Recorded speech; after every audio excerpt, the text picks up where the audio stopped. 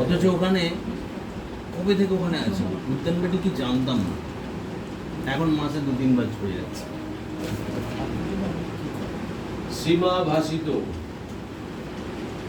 ৭৯ পাতা, যাদের কাছে বই আছে। ঈশ্বর যদি থাকেন তাহলে জগতে এত দুঃখ কেন? তিনি কি দেখছেন না? তার কি দূর করবার শক্তি নেই? স্বামী অরূপানন্দের এই প্রশ্নের উত্তরে মা বলছেন, সৃষ্টি সুখ দুঃখময়, দুঃখ না থাকলে সুখ কি বোঝা যায়? আর সকলের সুখ হওয়া সম্ভব কি করে? সীতা বলেছিলেন রামকে, তুমি সকলের দুঃখ কষ্ট দূর করে দাও না কেন? রাজ্যে যত প্রজা লোকজন আছে সকলকে সুখে রাখো, তুমি তো ইচ্ছা করলেই পারো। রাম বললেন, সকলের সুখ একসঙ্গে কি হয়? না, তুমি ইচ্ছা করলেই হয়, আর যা অভাব হয় রাজভান্ডার হতে দিয়ে দাও। আচ্ছা, তোমার কথা মতোই হবে। তখন লক্ষণকে ডেকে বললেন, যাও রাজ্য মধ্যে সকলকে জানাও, যার যা অভাব থাকে চাইলেই রাজকোষ হতে পাবে। সকলে সংবাদ পেয়ে এসে দুঃখ জানালেন, রাজকোষ অবারিত। বেশ সকলের সুখে দিন কাটাতে লাগলো। রামের এমনই মায়া যে শীঘ্র যে দালানে রাম সীতা থাকতেন তার ছাদ ফেটে জল পড়তে আরম্ভ হলো। মেরামতির চেষ্টায় লোকজন ডাকতে পাঠালেন। কোথায় লোকজন? কুলি মজুর কি আর আছে? রাজ্য মধ্যে কুলি মজুরের অভাবে প্রজাদের ঘর দরজা কাজকর্ম সব নষ্ট হতে চলেছে। প্রজারা জানালে তখন নিরুপায় হয়ে সীতা রামকে বললেন, আর ভিজে ভিজে কষ্ট সহ্য হয় না, যেমনটি ছিল তুমি তেমনটি করে দাও, তাহলে কুলি মজুর সব মিলবে। সকলের একসঙ্গে সুখ হওয়া সম্ভব নয়। রাম বললেন, তথাস্তু। তখন দেখতে দেখতে সব পূর্বের মতো হলো। কুলি মজুর মিস্ত্রি সব মিলল। সীতা বললেন, ঠাকুর, এ সৃষ্টি তোমারই অদ্ভুত খেলা। চিরদিন কেউ সুখে থাকবে না, সব জন্ম কারো দুঃখে যাবে না। যেমন কর্ম তেমন ফল, তেমন যোগাযোগ হয়। এই কথা আমাদের বহুবার শোনা। কিছুক্ষণ আগে গীতায় এই কর্ম আর কর্মের ফলের কথা হলো। তাহলে এই ভগবানের লীলা দিয়েই আমরা দেখতে পাচ্ছি যে এই সমাজের যে বৈষম্য, এই গরিব ও বড়লোক ও অর্থবিত্তশালী, এই যে বৈষম্যটা, এই বৈষম্যটা দেখে আমাদের ঈর্ষা হয়, হয় না? যে ও কোনো যোগ্যতাই নেই, অথচ এত, আর আমার এত যোগ্যতা, আমার কিছু নেই। এটা বেশিরভাগ মানুষের মনের মধ্যেই থাকে, হ্যাঁ, যে আমি এত ভালো ভালো কাজ করছি, অথচ দেখো আমার দুঃখের শেষ নেই। আর ও তো কোনো কি এত আমার মতো এসব করেই না, কিন্তু দুঃখের কোনো দুঃখের লেশ নেই। প্রকৃতপক্ষে কিন্তু আমরা কারোর ভেতরেও ঢুকতে পারছি না, বাইরে থেকে আমরা ওগুলো সব দেখছি। কিন্তু এই বৈষম্যটা থাকবেই। তার কারণ হচ্ছে, আমিও জানি না আমার পূর্ব জন্মে কি কর্ম করা আছে, আর সেও হয়তো জানে না কি করা আছে। এইটা সম্পূর্ণ চলছে এই কর্ম আর কর্মের ফলের উপর দাঁড়িয়ে, টোটালটাই দাঁড়িয়ে আছে। ওই জন্য মা বলছে যে চিরদিন কেউ সুখী থাকবে না, সব জন্ম কারো দুঃখে যাবে না। যেমন কর্ম তেমন ফল, তেমন যোগাযোগ হয়। এই যোগাযোগ কথাটাই হচ্ছে সব থেকে ইম্পর্টেন্ট। যোগাযোগটা যেই আমার হবে, তখনই আমাকে বুঝতে হবে যে আমার ওই ভালো দিনটা এবার আসছে। কারণ ঈশ্বরের পথে যোগাযোগ ছাড়া হয় না। ঠাকুরের কাছে অনেকেই যাচ্ছে, কোনো হয়তো কারুর ভালো লাগলো, তো সে করলো কি, তার আরো 4-5টা বন্ধুকে নিয়ে গেল, গিয়ে এবার দেখছে যে ঠাকুরের কথা তাদের শুনতে ভালো লাগছে না। সে মন দিয়ে শুনছে। ঠাকুর তখন বলছে যে তোমরা এক কাজ করোগে, ওই রাসমণির বিল্ডিং দেখোগে যাও। আবার কেউ কেউ বলছে যে আমরা তবে নৌকায় গিয়ে বসি, তুমি হলে এসো। যোগাযোগ হলেও হয় না। তার মানে এইখান থেকে পরিষ্কার বোঝা যাচ্ছে যে এই বৈষম্য ভগবান সৃষ্টি করেছে এই কর্ম আর কর্মের ফলের দ্বারা। তার জগৎটাকে এইভাবে সৃষ্টি করেছে যে প্রত্যেকের প্রয়োজন আছে। এখন সরকার যদি 1000, 1500, 2000 টাকা করে বিলোতে থাকে, তাহলে ইলেকট্রিক মিস্ত্রি পাওয়া যাবে না, কাঠ মিস্ত্রি পাওয়া যাবে না, আর যা যা মিস্ত্রি আছে কিছু পাওয়া যাবে না। কেন পাবো? দরকার কি আছে? তার ওইটাই তো মিটে যাচ্ছে। সে ভাবছে ওইটাই সারা মাসের আমার চলে যাবে, কিন্তু একটা সময় তখন বুঝতে পারে যে এটাতে চলবে না। যে আজকের বর্তমান দুনিয়ায়, আজকে শুধু আমাদের রাজ্যে নয়, এটা একটা ট্রেন্ড এসে দাঁড়িয়েছে, আর মানুষও দুহাত পেতে নিয়ে নিচ্ছে।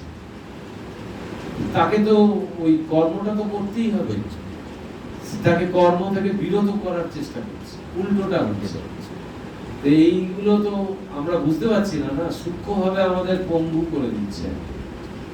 তো এই বৈষম্য থাকবে, না থাকলে জগৎ চলবে না। এই রকম অসুবিধায় পড়তে হবে। এই যেটা রাম সীতার এই ঘটনা। তারপরে অরূপানন্দ মহারাজ আবার এইবারে প্রশ্নগুলো খুব চাকা চাকা।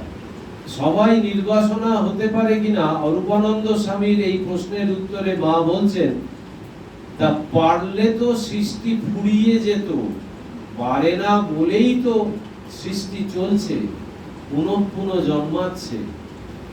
বলছে যে সবাই যদি নির্বাসনা হয়, মানে সবাই নির্বাসনা হতে পারে কি, এটা প্রশ্নটা এটাই।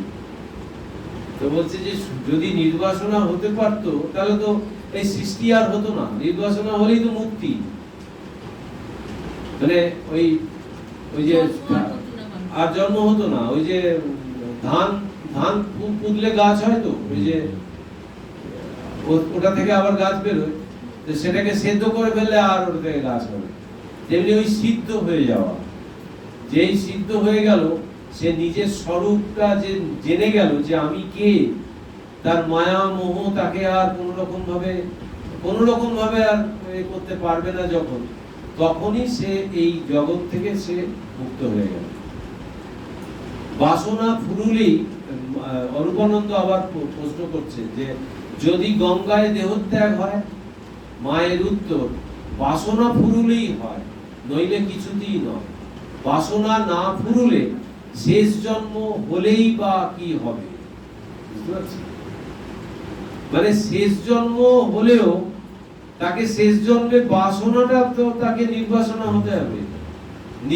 মায়ের একটাই কথা, নির্বাসনা না হলে হবে না, নির্বাসনা হলে এক্ষুনি হয়। কিন্তু এই যে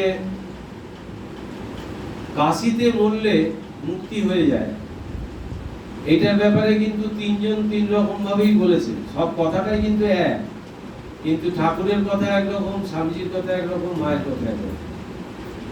ওখানেও ওই একই জায়গায় ঠাকুর বলেছে যে শিব এসে তারক ব্রহ্ম মন্ত্র কানে দেয়, তারপরে তার আর মুক্তি হয়ে যায়, পুনর্জন্ম হয় না। মানে নির্বাসনা করিয়ে নিয়ে তাকে ওই পথে নিয়ে যায়।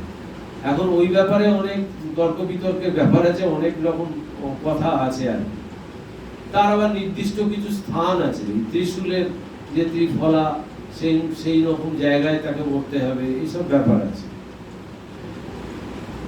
যখন স্বামী অরূপানন্দ বললেন যে মানুষ যা ভাবে তাই স্বপ্নে দেখে, তখন শ্রীমা জগৎ এবং জাগ্রত অবস্থাকেও স্বপ্ন বলে চিহ্নিত করলে রাসবিহারী মহারাজ বললেন, না, এতটা স্বপ্ন নয়, তাহলে পলকে ভ্রান্ত, এ যে অনেক জন্ম ধরে রয়েছে। মা তাতে বলছেন, তাহলে এই প্রশ্নটা কি ছিল, যে মানুষ যা ভাবে তাই স্বপ্নে দেখে। তখন সীমা জগৎ এবং জাগ্রত অবস্থাকেও স্বপ্ন বলে চিহ্নিত করলে জগৎ এবং জাগ্রত, ওই মা বলেছে না স্বপ্ন বই তো নয়। মাকে জিজ্ঞেস করা হয়েছিল, মা তবে কি এই জাগ্রত অবস্থাটাও কি স্বপ্ন? তখন বলে হ্যাঁ, স্বপ্ন বই তো নয়, জাগ্রত আর স্বপ্ন দুটো এক। মায়ের কথা। এবারে রাসবিহারী মহারাজ বলছেন যে না, এতটা স্বপ্ন নয়, তাহলে পলকে ভ্রান্ত। এই যে অনেক জন্ম ধরে রয়েছে, মানে শুধুমাত্র ওই কেবলমাত্র একদিনের স্বপ্ন বা এক রাতের স্বপ্ন এরকম ব্যাপারটা বলতে চাইছে না মহারাজ। মহারাজ বলতে চাইছে যে এই যে জন্মান্তর ধরে যে স্বপ্ন দেখছে আর কি, সেইটা বলছে, যে সেইটার কথা বলছে। তখন মা বলছেন, তা হোক, স্বপ্ন বই আর কিছু নয়। এই যে রাত্রে স্বপ্ন দেখেছো, এখন তা নেই। বাস্তবিকই গত রাত্রে রাসবিহারী মহারাজ একটা আশ্চর্য স্বপ্ন দেখেছিলেন। মা আরো বললেন, চাষা স্বপ্ন দেখেছিল রাজা হয়েছে, 8 ছেলের বাপ হয়েছে। স্বপ্ন ভেঙে গেলে বলেছিল, সেই 8 ছেলের জন্য কাঁদবো না এই এক ছেলের জন্য কাঁদবো। রাজা জ্ঞানী, ওই চাষা হচ্ছে জ্ঞানী। তো সে জ্ঞানী, সে তো জানে, তার টনটনে জ্ঞান আছে যে স্বপ্ন সত্য, জাগ্রত সত্য। তখন এটা জানে বলেই সে বলছে যে স্বপ্নে দেখেছে রাজা হয়েছে, 8 ছেলের বাপ হয়েছে, তখন তো সে রাজা। যে স্বপ্নটা যেই ভেঙে গেল, তখন বলেছে যে ওই ওর একটা ছেলে সেদিন মারা গেছিল আর কি। তো সেইটার প্রসঙ্গে ঠাকুরেরই এটা গল্প। তো বলছে এই এক ছেলের মারা গেছে, যে তার জন্য কাঁদবো না ওই 8 ছেলের জন্য। ওই 8 ছেলেকে তো আর জাগ্রত অবস্থায় পাচ্ছে না, ওই 8 ছেলের জন্য কাঁদবো না ওই এক ছেলের জন্য কাঁদবো, কোনটা? এটা তার প্রশ্ন ছিল। মানে জাগ্রত আর স্বপ্ন, এই নিয়ে আমাদের মনের মধ্যে দ্বন্দ্ব আছে। বলরাম বাবুর বাড়িতে এক ব্যক্তি মাকে টাকা দিয়ে জনৈক ব্যক্তির সুস্থতা কামনা করলো। এ কথা শুনে মা উত্তর দিলেন, টাকা নিয়ে যাও, জন্মালেই মৃত্যু আছে, আমি কি করব? কিছুদিন পরে শোনা গেল ওই লোকটি মারা গিয়েছে। মায়ের পরিষ্কার কথা সব জায়গায়। ঈশ্বরকটির সংসারী হওয়া প্রসঙ্গে রাসবিহারী মহারাজ নাগ মহাশয়ের বিবাহ এবং সংসারের কথা বললেন। এই কথা শুনে মা বললেন, হয়তো বাসনা ছিল, কি জানো, এই সৃষ্টির মধ্যে কত গোলমেলে ব্যাপার। ঠাকুর এটাকে দিয়ে সেটা করা, হাড়ির মাকে নিয়ে তারির মা, এটাকে দিয়ে সেটা কত কি। পরে বলছেন, তা সংসার করলেও ঈশ্বর কোটি হতে পারে, তাতে দোষ কি? প্রশ্নটা ছিল যে নাগ মহাশয়ের বিবাহ এবং সংসারের কথা বললেন। এই নাগ মহাশয়ের বিয়ে হয়েছিল, আমি তো এটা পাইনি। হ্যাঁ হয়েছিল? হ্যাঁ আমি শুনিনি। সেটাই বললেন, নাগ মহাশয়ের বিবাহ এবং সংসারের কথা বললেন। হ্যাঁ, এই কথা শুনে বললেন, হয়তো বাসনা ছিল, কি জানো, এই সৃষ্টির মধ্যে কত গোলমেলে ব্যাপার। আসলে আমরা এই সৃষ্টির তত্ত্বটা আমরা অত বোঝা আমাদের পক্ষে খুব কঠিন। সেজন্য ঠাকুর বারবার একটা কথা বারবার জায়গায় বলেছেন, যেই দক্ষিণেশ্বরে এই বিতর্কের সৃষ্টি করতো, ভেতরে ঢুকতে যেত, মানে আমার ওই অল্প আধা বেশি বোঝার ক্ষমতা নেই, আর আমি ওই উচ্চ তত্ত্ব বুঝতে যাচ্ছি। এই প্রসঙ্গে ঠাকুর বারবার বলেছে, আম খেতে এসছো, আম খাও, বাগানে কত গাছ আছে, কত ডালপালা আছে, এসব ভুলতে যেও না। মানে তুমি এখানে এসছো, জগতে এসছো, এই জগতের মধ্যে সব থেকে সুস্বাদু যেটা ঈশ্বর নাম, এই ঈশ্বর নাম নিয়ে ওই আম খাও, মানে হচ্ছে ওই ঈশ্বরকে নিয়ে থাকো। বাকি ঈশ্বর কে, কি, কেন, কোথা থেকে এসছে, এসব বেশি জানার চেষ্টা করো। এই গুরু তত্ত্বগুলো আমরা বড্ড জানতে চাই। ওই গাছপালা গুনতে যাই। গাছপালা কারা গুনে বলুন তো? বিষয়ী লোকেরা। আর যারা সার বোঝে তারা আগে গিয়ে কোন আমটা ভালো সেইটা খায়, বলে দূর অত আমার গাছপালা গোনার কি দরকার আছে। আর যারা বিষয়ী লোক, তারা ওরে বাবা এত গাছ, আবার সে কোন গাছটার কি নাম এইসব খুঁজে বেড়ায়। এ হচ্ছে বিষয়ী লোকের কাজ। সেই জন্য ঠাকুর ওই জন্য বলে যে বেশি এসব খুঁজতে যেও না, আম খেতে এসছো, আম খাও। জনৈক ভক্ত চিঠির মাধ্যমে শ্রীমা কবে জয়রামবাটি যাবেন জানতে চাওয়ায় রাসবিহারী মহারাজ জগদ্ধাত্রী পুজোর সময় শ্রীমা জয়রামবাটি যাবেন বলে জানিয়ে দিতে চাইলে মা আপত্তি করে বলেন, না না, ওসব কি ঠিক বলা যায়? কখন কোথায় থাকি সব তার হাত, মানুষ এই আছে এই নাই। বুঝতে পারছেন? মানে স্বয়ং ভগবতী বলছে যে আগে থাকতে এসব বলা যাবে না। প্রবোধ বাবু মাকে জিজ্ঞেস করছেন যে ঠাকুর ত্যাগ ভালোবাসতেন, আমাদের তো ত্যাগ নেই, তাহলে আমাদের কি হবে? মা অভয় দিয়ে বলছেন, হবে ক্রমে ক্রমে, এই জন্মে খানিকটা হলো, পরজন্মে আবার হবে। খোলটাই তো বদলায়, আত্মা তো একই থাকে। কামিনী কাঞ্চন ত্যাগ, তিনি বলতেন, আমি ইচ্ছা করলে কামার পুকুরটাকে সোনার করে দিতে পারি সেজবাবুকে বলে, কিন্তু ওতে কি হবে? ওগুলো তো অনিত্য। কারো কারো তিনি বলতেন শেষ জন্ম, বলতেন আরে এর কিছুতেই আকাঙ্ক্ষা নেই রে, এর শেষ জন্ম। এই প্রবোধ বাবু গৃহী ভক্ত মাকে জিজ্ঞেস করছেন যে ঠাকুর তো ত্যাগ ভালোবাসতেন, তা আমাদের তো ত্যাগ নেই, তাহলে আমাদের কি হবে? তো সেই প্রসঙ্গে মা অভয় দিচ্ছে, বলছে হবে ক্রমে ক্রমে হবে, এই জন্মে খানিকটা হলো, বড় জন্মে আবার হবে। ফলটাই তো বদলায়, আত্মা তো একই থাকে। ওই যতটা এগোনো গেল, যোগভ্রষ্ট অভিজায়তে গীতায় বলেছে, শুচিনাম শ্রীমতাম গেহে ও যোগভ্রষ্ট অভিজায়তে। যে এই পথে যদি লেগে থাকি আমরা, এই পথ থেকে যদি বিচ্যুত না হই, তাহলে যতটা আমরা এগিয়েছি ঠিক তারপর থেকে আবার অনুকূল পরিবেশে জন্ম হবে, আবার ঠিক এই রকম ভাবেই আমি আবার এই ঈশ্বরের পথে চট করে চলে আসবো এবং এইভাবে এগোতে থাকবো।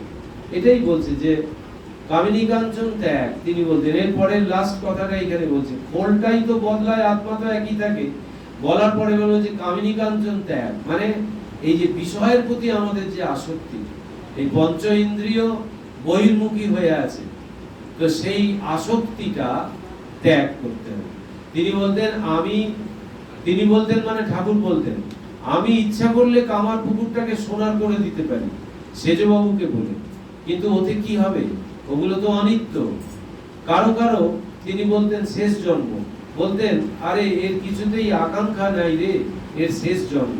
তার মানে সমস্ত আকাঙ্ক্ষা যখন বাসনা কামনা এগুলো চলে যায়, তখনই এটা শেষ জন্ম হয়। আর এগুলোর ব্যাপার বোঝা খুব শক্ত ব্যাপার।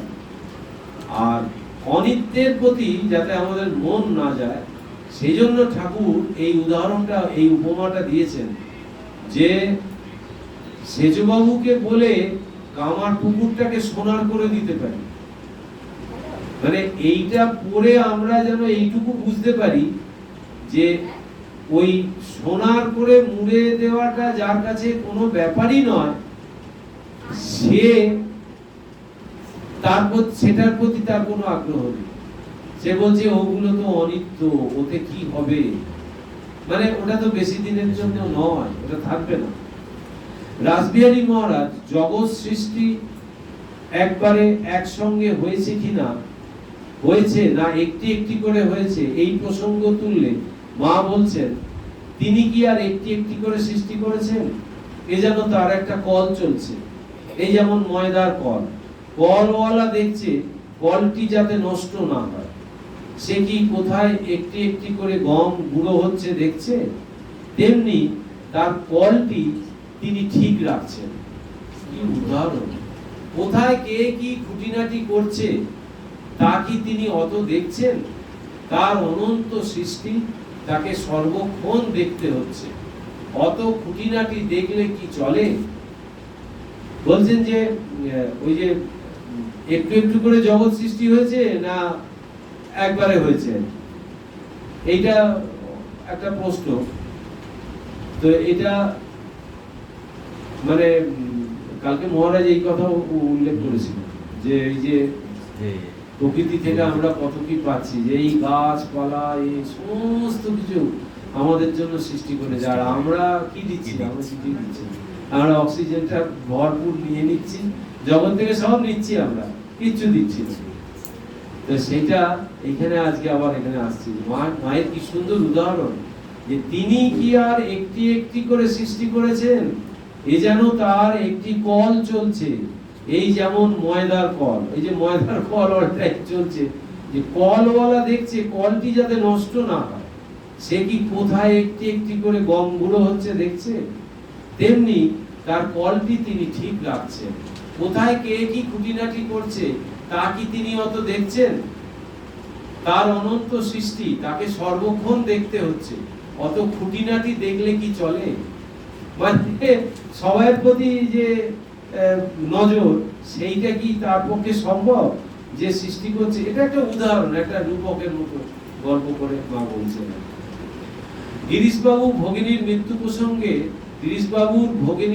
প্রসঙ্গে মা বলছেন, আর মানুষ এই আছে এই নাই, কিছুই সঙ্গে যাবে না, একমাত্র ধর্মাধর্মই সঙ্গে যাবে, পাপ পুণ্য মৃত্যুর পরও সঙ্গে যায়। বলছে যে সঙ্গে কিছুই যাবে না, একমাত্র এই ধর্মাধর্মই সঙ্গে যাবে। ধর্মাধর্ম মানে আমার যে সংস্কার, সেইটা সঙ্গে যাবে।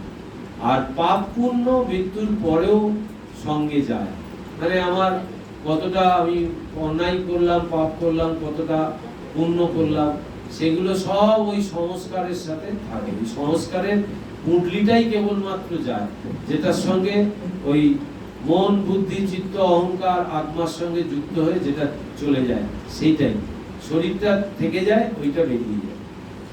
এই শরীর ত্যাগ করে গেলে কি আর এখানকার ভক্তদের শ্রীমায়ের মনে থাকবে? রাসবিহারী মহারাজ এই প্রশ্ন করলে মা বলছেন, সেখানের আনন্দ পেলে হয়তো এ মনে থাকবে না, বাবা কালই প্রধান, কাল বসে কি হবে কে জানে। বলছেন যে এই শরীরটা ত্যাগ করে গেলে কি আর এখানকার ভক্তদের শ্রীমায়ের মনে থাকবে? রাসবিহারী মহারাজ এই প্রশ্ন করলে মা বলছেন যে শরীর ত্যাগ করে গেলে কি আর এখানকার ভক্তদের শ্রীমায়ের মনে থাকবে? মানে মা চলে গেলে ভক্তদের কি আর মার মনে থাকবে? মা ওই প্রসঙ্গে বলছেন যে সেখানের আনন্দ পেলে হয়তো এ মনে থাকবে না, বাবা কালই প্রধান, কাল বসে কি হবে কে জানে। কাল মানে হ্যাঁ সময়টা, সেখানে গিয়ে যদি আমি আমার কি অবস্থান হবে না হবে, সেগুলো কি আমার মনে থাকবে? আর আমরা ওই যে জাতকের গল্প পড়েছি না, যদি আমরা জন্ম নেবার পর আগের জন্মগুলো যদি জানতে পারতাম, যদি মনে পড়তো, তাহলে কিন্তু আমাদের পাগল অবস্থা হয়ে যেত। সেটা আমাদের ওই জন্য কিছুতেই ওটা মনে পড়বে না, ওটা আসবে না। একমাত্র ওই বুদ্ধদেবের ওই যে জাতকের গল্প, ওইখানেই দেখিয়েছে আর কি, যারা জানতে পারে। তবে কিছু কিছু জানা যায়, যেমন স্বামীজি যখন ওই এর বাড়িতে গেছে, সারদা বাড়িতে গিয়ে, না, শারদানন্দ মহারাজ যখন স্বামীজির বাড়িতে এসছে, তখন ওই মনে পড়ছে আর কি যে এখানে বসেছিলাম, ওইখানে ওই ঘর, ওখানে বারান্দা, এগুলো আছে, নিজেদের মধ্যে কথোপকথনে আছে, মানে কিছু কিছু আবছা আগের এগুলো মনে পড়ে। হ্যাঁ, মা তো স্বয়ং ভগবতী, সে তো তার দুটো তার অবস্থান। এখানে একটা যেটা বলছেন যে ব্যবহারিক দিক থেকে, যে শরীরটা চলে গেলে আপনি আমাদের কথা কি আপনার মনে থাকবে? তো এটা হচ্ছে ব্যবহারিক দিক থেকে। কিন্তু আমরা যখন মাকে স্বয়ং আমাদের যেই স্বরূপ, সেই স্বরূপ যিনি, এই বোধে যখন আমরা মাকে দেখবো, তখন কিন্তু ওই ব্যবহারিক দৃষ্টিভঙ্গিটা থাকবে না। তখন কিন্তু মাই হচ্ছে আমার অন্তর্যামী, মাই আমাকে রক্ষা করছে, পালন করছে, আমাকে সৃষ্টি করেছে। এটা হচ্ছে পারমার্থিক দিক। আর ব্যবহারিক দিক থেকে যেটা রাসবিহারী মহারাজ প্রশ্ন করছে যে আমাদের কি মনে থাকবে, তখন ওই কথাই বলছে যে সেখানের আনন্দ পেলে হয়তো এ মনে থাকবে না, কারণ সে তো সমস্ত জীবই তার সন্তান। আলাদা আলাদা করে কাকে কি করে দেখবো? যে যখন তার কাছে যাবে, তার কাছে গভীর ভাবে আন্তরিকতার সঙ্গে প্রার্থনা করবে, মা তাকে সঙ্গে সঙ্গে তাকে করুণা করবে। এই তো ব্যাপারটা, ভুলে যাবে না তো আর কি করবে? বলছে সেখানে আনন্দ পেলে হয়তো এর মনে থাকবে না। কালই প্রধান, ওই জন্য বলছে কালই প্রধান, কাল বসে কি হবে কে জানে। দেহ ধারণে কষ্ট ভোগ সম্পর্কে মা রাসবিহারী মহারাজকে বলছেন, যত ভোগ সব এখানেই তো হচ্ছে, আর কোথায় কি? ভুগে ভুগে ঢাক ঢোল সব বাজিয়ে শেষে ধুনুরির হাতে পড়ে তবে তুহু তুহু ডাক চাই। ওই কথাই বলছে, যে ঠাকুরের উপমাই এখানে দিচ্ছে, যে যত ভোগ সব এখানেই তো হচ্ছে, আর কোথায় কি? ভুগে ভুগে ঢাক ঢোল সব বাজিয়ে শেষে ধুনুরির হাতে পড়ে তবে তুহু তুহু ডাক চাই। মানে যতক্ষণ না এই ভোগ থেকে যতক্ষণ না কষ্ট শরীরে আসছে, ততক্ষণ সে তুহু তুহু ডাক ছাড়বে না। মানে সমর্পণটা আমাদের এত সহজে আসে না। আমরা যতক্ষণ মনে করি আমি আমি আমি, এই যে আমি অহংকারটা যতক্ষণ থাকে, যে আমি একটা কেউ, যে আমার এত কিছু আছে, আমার এত টাকা পয়সা আছে, আমার বাড়ি গাড়ি আছে, আমার লোক লস্কর আছে, যতক্ষণ আমার এই বোধ থাকবে ততক্ষণ কিছুতেই আমি সমর্পণ করব না। কারণ সমর্পণ যখনই আমি করব তখনই কিন্তু তিনি আমাকে কৃপা করবেন, তার আগে নয়। সেজন্য এই ধুনুরির হাতে ওই তুহু তুহু কখন করবে? যখন সমর্পণের ভাবটা আসবে, কমপ্লিট সারেন্ডার। মানে যে কোনো রকম অবস্থার মধ্যে পড়ে সে কিছুতেই বিচলিত হবে না। সে জানে আমার মা আছে, তাই না? ততক্ষণ সে তুহু তুহু ডাক তবেই ছাড়তে পারবে। কিন্তু তার আগে যতক্ষণ তার ওই আমি ভাব আছে, কর্তা ভাব আছে, ততক্ষণ তাকে ভুগতে হবে। ওই জন্যই বলছে যে যত ভোগ সব এখানেই তো হচ্ছে, আর কোথায় কি? ভুগে ভুগে ঢাক ঢোল সব বাজিয়ে শেষে ধুনুরির হাতে পড়ে তবে তুহু তুহু ডাক চাই। এই অব্দি থাক, চেয়ার নড়াচড়া করছে।